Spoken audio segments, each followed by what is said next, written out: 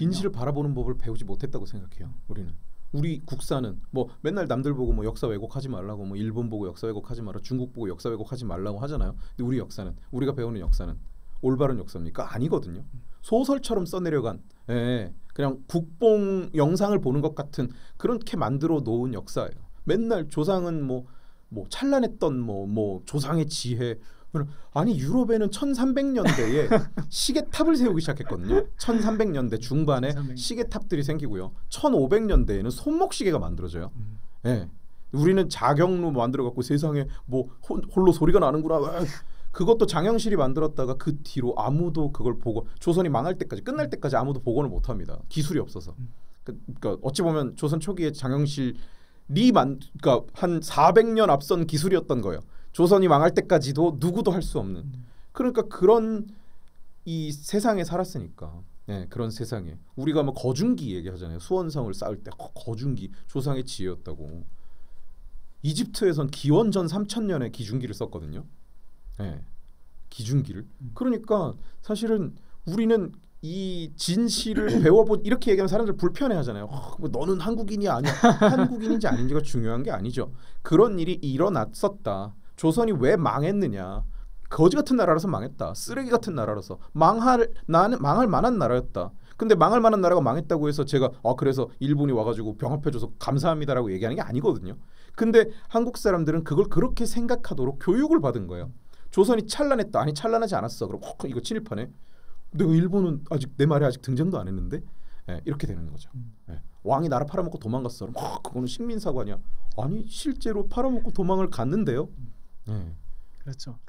정말 객관화가 중요하다고 생각을 해요. 일단 객관화가 된 다음에 그 다음에 이제 뭔가 발전이 있을 수 있으니까. 그래요. 진실을 받아들이고 왜 그랬는가? 조선은 왜 망했느냐? 왜 무엇 때문에 망했느냐? 그러면 이런 이유 때문에 망했다. 우리가 그걸 반복하면 안 되겠다가 돼야 되는 건데 조선은 망했느냐? 망할 이유가 있었다. 그거는 일제의 교육의 뭐 산물이고 이렇게 되는 거잖아요. 그러면 진실을 못 받아들이고 있는 거죠. 근데 정말 재밌는 게 그 사람들이 또 조선에 대해서는 그렇게 뭐 찬란한 역사다 뭐 어쨌다 뭐 반반년 역사 우리 국뽕을 막 주입시켜가지고 하는데 또 막상 대한민국의 좋은 점은 또 안 보려고 하는 경향이 분명히 있는 것 같아요. 예를 들어서 한국이 이제 건국되고 나서 자랑스러워할 만한 일들이 꽤 많이 있잖아요. 이 정도 되면 저는 그래도 대한민국이 꽤 괜찮은 나라라고 생각하거든요. 지금 뭐 여러 가지 문제가 많이 있고 지금 여러 가지 내외적으로 위기를 맞고 있긴 하지만 그래도 이만하면 전 세계적으로 한 10위권 나라가 됐으면 정말 하드캐리한 거 아니냐, 나름 정말 잘한 거 아니냐, 저는 그렇게 생각하고 있거든요. 근데 지칼님 말씀하신 그런 사관을 가진 사람들은 특징이 조선에 대해서 또 일제시대에 대해서는 굉장히 조선을 미화하고 또 일제시대를 막 죄악시하고 그 사람들 악마화하지만 또 대한민국의 긍정적인 역사는 애써 안 보려고 하는 그런 경향이 또 분명한 것 같다는 생각도 많이 들어요. 왜냐하면 대한민국에서 일어난 긍정적인 일들은 다 걔네들이 싫어하는 사람이었거든요. 걔네들이 너무나 싫어하는 사람들이 이뤘어요. 대한민국 자유민주주의 국가로 누가 만들었느냐? 이승만 대통령이 한 거거든요. 이승만을 역사에서 빼놓고 보면 자유민주주의 대한민국이라는 존재가 역사의 그 어떤 선택지에도 없어요. 이건 그냥 팩트인 거예요. 왜? 다 사회주의 하자 그러는데 본인 혼자서 난리쳐가지고 통일국가로 만들자. 근데 통일국가로 못 만들면 통일 자유민주주의 국가로 못 만들겠으면 절반이라도 잘라서 우리끼리라도 자유민주주의 하겠다라고 했던 게 이승만이라는 사람의 비전이었던 거고, 이제 이 경제를 성장시키는 드라이브를 걸었던 거는 박정희라는 사람의 공이 큰 거고요. 뭐 국민들이 다 열심히 일했고 오케이.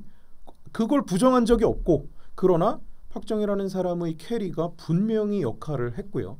그리고 전두환이라는 사람으로 이어지면서 이제 고성장을 하면 인플레이션율이 이제 올라가고 그 이제 막바지 이제 정권 막바지 이제 그 박정희 정권 말기에는 실제로 하이퍼 인플레이션의 기미가 보일 때가 되거든요. 그런데 80년대 초반쯤이죠. 그때 그런데 그 상황에 이제 전두환이라는 사람이 집권을 하면서 되게 사실 어려운 일을 그때 해내요. 이걸 되게 연착륙을 시켜버리는 그걸. 그러니까 경제 성장은 유지하면서 인플레이션은 통제하고, 이런 이제 역할을 해내거든. 되게 그러니까 굉장히 낮은 확률을 뚫고 거기에 이제 이를 수 있었던 거고. 그럼 그건 분명히 우리가 인정을 해야 되는데 문제는 이 사람들 다 싫어하는 사람들이에요. 그렇죠. 네. 얘기 말만 나오면 뭐 이를 갈잖아요. 그렇죠. 그러니까 이 사람들이 뭔가를 잘했다고 얘기를 하면 안 되는 거예요. 그러면 대한민국 역사는 어떻게 되느냐? 조선 그리고 일제 그리고 김영삼이 돼버리는. 네. 여기 빼놓고 얘기하자. 네. 여기 빼놓고 생각하고 이때부터 이제 건국은 이제 무슨 3.1운동 하던 시절에 했고 근데 진정한 국가로 일어선 건 이제 김영삼과 김대중을 겪으면서 우리가 이제 나라의 기틀을 잡았다 이렇게 얘기를 할 수밖에 없는. 그러니까 이 좋았던 이 가장 정말로 세계가 이제 배우려고 하는 이 기간 이 부분 역사의 이 조각을 걔들은 이제 빼놓고 얘기를 해야 되는 거죠. 그러니까 대한민국 좋은 게 하나도 없죠. 하나도 없죠.